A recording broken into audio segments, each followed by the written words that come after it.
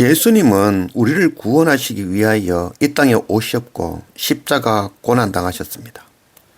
그런 예수님께 우리는 땅의 것만 구하며 주세요로 시작하여 주세요로 기도를 끝내고 있습니다. 다오 다오 하는 거머리도 아니고 이제 정말 그만들 합시다. 잠언 30장 15절 거머리에게는 두 딸이 있어 다오 다오 하느니라. 족한 줄을 알지 못하여 족하다 하지 아니하는 것 서너시 있나니. 이 땅의 것 구하며 내 소원 구하는 기도를 거룩한 기도로 할 수 없습니다. 내 뜻 구하며 내 마음 알아달라는 어린아이의 기도가 아니라 주님의 마음을 헤아리며 하나님의 나라와 의를 구하는 그런 우리가 되기를 원합니다. 오늘 누가복음 2장 1절 말씀. 그때에 가이사 아우스도가 영을 내려 천하로 다 호적하라 하였으니 이 호적은 구레뇨가 수리아 총독이 되었을 때에 처음 한 것이라. 모든 사람이 호적하러 각각 고향으로 돌아가매. 이 로마의 황제 가이사는 로마의 모든 나라에 호적을 정리하라라는 명령을 내렸죠. 이 호적을 정리하는 이유는 더 많은 세금을 거두며 자기 이름 높이기 위함인 것입니다. 갈릴리 나사렛에 살고 있던 유다지파 요셉은 자신의 호적이 있는 유다지파의 수도 예루살렘 베들레헴에 있는 에브라다로 가게 되었던 것이죠. 그때는 정혼한 마리아가 만삭이 되었고 베들레헴 여관방에 도착했지만 방이 없어 결국 마구간에서 출산하고 아기 예수를 강보에 싸서 구유에 누였던 것입니다. 누가복음 9장 59절 예수께서 이르시되 여후도 굴이 있고 공중의 새도 집이 있을 때 인자는 머리 둘 곳이 없도다 하시고. 세상에 참 임금인 예수 그리스도께서 이 땅에 오셨지만 세상은 예수님을 알지 못하였던 것이죠. 예수님이 마구간 구유에 나심은 이 바로 예수 그리스도의 낮아지심과 가난한 자들에 대한 하나님의 사랑과 세상이 주님을 배척하였음을 나타내는 그런 뜻이죠. 그리고 세상의 먹이가 되어 십자가에서 살과 피를 우리에게 주실 것을 먹이통에 구유에 오신 것이죠. 8절 그 지역의 목자들이 밤에 밖에서 자기 양떼를 지키더니 주의 사자가 곁에 서고 주의 영광이 그들을 두루 비치매 크게 무서워하는지라. 천사가 이르되 무서워하지 말라. 보라 내가 온 백성에게 미칠 큰 기쁨의 좋은 소식을 너희에게 전하노라. 오늘 다윗의 동네에 너희를 위하여 구주가 나셨으니 곧 그리스도 주시니라. 저는 매일 순서에 따라 한 장의 말씀으로 예배를 드리죠. 근데 오늘이 성탄절이고 마침 예수님께서 이 땅에 오심을 전하는 말씀을 오늘 우리에게 주셨습니다. 은혜죠. 오늘 말씀에 보면은 그 지역에서 양을 치던 목자들이 있었다라고 말씀하고 있죠. 이 그 지역은 바로 예루살렘 베들레헴이죠. 그리고 그 지역에서 이 기르는 양들은 이 이스라엘 각 지역에서 구별되어서 거룩한 양들, 건강한 양들이죠. 바로 예루살렘 성전의 제물로 사용하는 양들인 것입니다. 천사는 하나님의 어린 양, 예수 그리스도께서 이 땅에 오신 그 기쁜 소식을 성전의 제물로 사용하는 거룩한 양을 돌보는 목자들에게 먼저 그 소식을 전하였던 것입니다. 14절 지극히 높은 곳에는 하나님께 영광이요 땅에서는 하나님이 기뻐하신 사람들 중에 평화로다 하니라.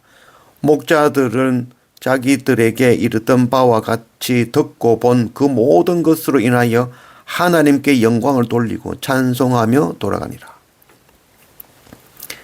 목자들은 자신들이 돌보는 양이 아니라 참 제물 되시는 하나님의 어린 양 예수 그리스도를 만나고 하나님께 영광을 돌리며 찬양하였습니다. 오늘 말씀에 나오죠. 지극히 높은 곳에서는 하나님께 영광이요 땅에서는 하나님이 기뻐하신 사람들 중에 평화로다. 어릴 때 성탄절만 되면 꼭 했던 성극에서 이 천사 분장을 하고 이 대사를 했던 기억이 납니다. 모두가 잠든 밤에 자기 양떼를 돌보던 목자들. 여기에는 영적인 의미가 있는 것이죠. 죄악으로 어두운 이 마지막 때에도 가난하고 낮은 곳에서 양떼를 지키는 자들. 가장 먼저 주님의 오심을 알게 되고 만나는 자들이죠. 목자들은 주님의 백성을 먹이며 등불을 들고 주님의 오심을 기다리며 깨어있는 자들의 상징인 것입니다. 어두운 세상에서 자기 십자가 지고 복음과 함께 고난당하며 생명의 복음 전하고 양들을 돌보는 그런 우리가 되기를 원합니다. 28절 시몬이 아기를 안고 하나님을 찬송하여 이르되 주제여 이제는 말씀하신 대로 종을 편안히 놓아주시는도다. 내 눈이 주의 구원을 보아사오니 이는 만민 앞에 예비하신 것이요 이방을 비추는 빛이요 주의 백성 이스라엘의 영광이니이다 하니. 예수님이 태어나고 8일째 되는 날 규례에 따라 할례를 행하기 위해서 성전에 가셨죠. 그때 성령 충만하여 기도하고 예언하는 바로 시몬을 만나게 된 것입니다. 그는 언약의 메시아를 기다리던 자였죠. 하나님께서는 평생 메시아를 기다리며 기도하는 그 시몬에게 예수 그리스도를 만나게 하신 것이죠. 시몬은 그 아기 예수를 안고 하나님의 아들 그리스도이심을 고백하며 하나님께 영광을 돌린 것이죠. 41절 그의 부모가 해마다 6월절이 되면 예루살렘으로 가더니 예수께서 12살 되었을 때에 그들이 이 절기의 관례를 따라 올라갔다가 예수께서 이르시되 어찌하여 나를 찾으셨나이까 내가 내 아버지 집에 있어야 될 줄을 알지 못하셨나이까 하시니 예수는 지혜와 키가 자라가며 하나님과 사람에게 더욱 사랑스러워 가시더라. 이 해마다 요셉과 마리아는 예수님과 함께 나사렛에서 예루살렘으로 유월절을 지키기 위하여 올라간 것이죠. 12살이 되던 해 예루살렘으로 갔다가 예수님과 헤어지게 되었고 사흘이 지났어야 예루살렘 성전에서 랍비들과 문답하고 있는 예수님을 만난 것이죠. 이 중동에서는 12살이 되면 선과 악을 판단할 수 있는 나이로 아주 중요한 나이로 이해를 합니다. 그리고 무슬림들은 12살이 되기 전에 12살이 되기 전에 죽으면 그 나이는 선과 악을 구별하지 못하는 나이므로 12살 이전에 죽으면 바로 천국으로 간다라고 얘기죠.